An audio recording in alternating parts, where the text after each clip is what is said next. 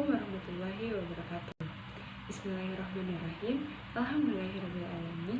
Asyhadu an la ilaha illallah wa asyhadu anna Muhammadar Rasulullah.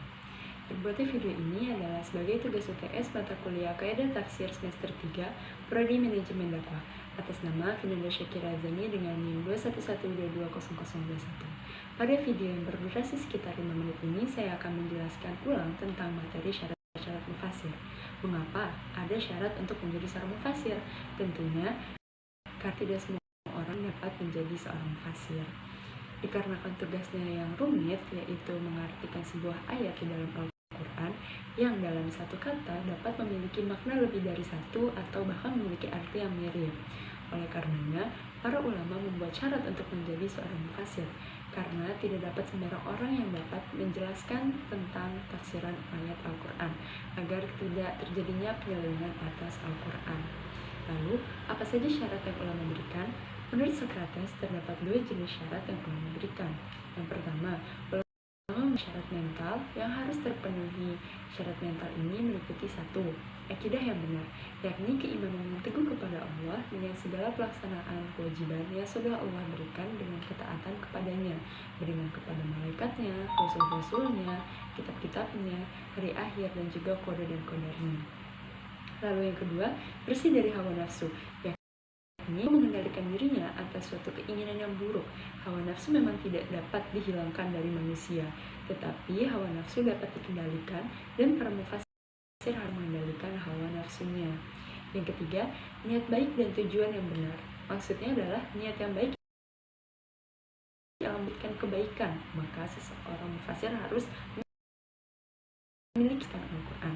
Lalu mufasir juga memiliki tujuan yang benar, yakni harus memiliki arah yang dituju dalam menjelaskan isi Al-Quran. Contohnya, untuk membawa umat ke arah yang lebih baik lagi.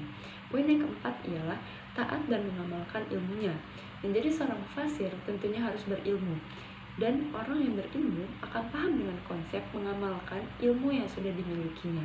Dan ini adalah suatu ketaatan seorang terhadap ilmu yang ia milikinya, terutama mufasir. Syarat selanjutnya adalah berpegang teguh kepada sunnah. Seperti yang sudah kita ketahui, Al-Quran adalah pegangan utama seorang muslim. Lalu yang selanjutnya adalah sunnah, karena mufasir diminta untuk berpegang teguh pada sunnah, karena siapa saja yang memegang teguh Al-Quran dan sunnah akan terbimbing dan terlindungi. Dan poin yang terakhir dari syarat mental bagi seorang mufasir adalah membekali diri dengan ilmu. Jika ingin menjadi seorang penulis, kita harus memiliki pengetahuan terkait dengan bidang ilmu pengetahuan yang bersangkutan dengan fikih. Sama dengan mufasir, dia juga harus memiliki ilmu pengetahuan yang luas, karena Al-Quran adalah pegangan pertama manusia dalam berpedoman, yang berarti semua keilmuan terdapat di dalam Al-Quran. Dan Socrates juga menyimpulkan dan merangkum dari beberapa syarat yang sering muncul yang para ulama inginkan.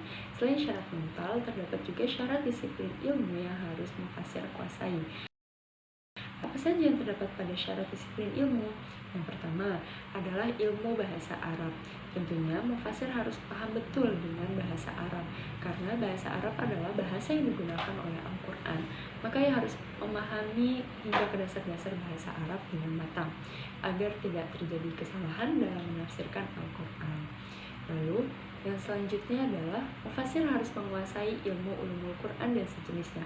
Maksudnya adalah menguasai ilmu Al-Quran secara umum, yakni bahasa Arab seperti tadi, juga ilmu khusus seperti sejarah Al-Quran, nasih mansur, i'jaz, makiyah, madaniyah, dan ilmu-ilmu yang lainnya bersangkutan. Poin yang ketiga ialah ilmu kalam.